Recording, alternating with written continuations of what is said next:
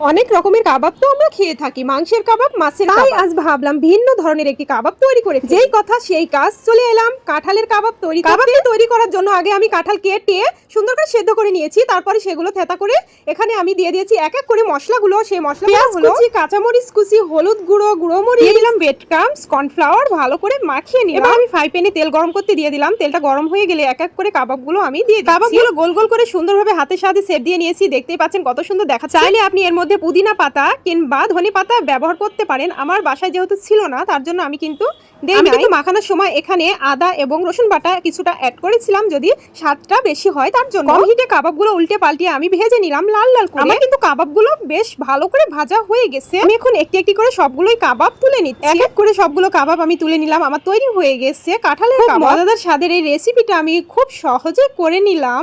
আপনারা অবশ্য চাইলে বাসায় এক্ষুনি করে ফেলতে পারেন। আল্লাহ হাফেজ।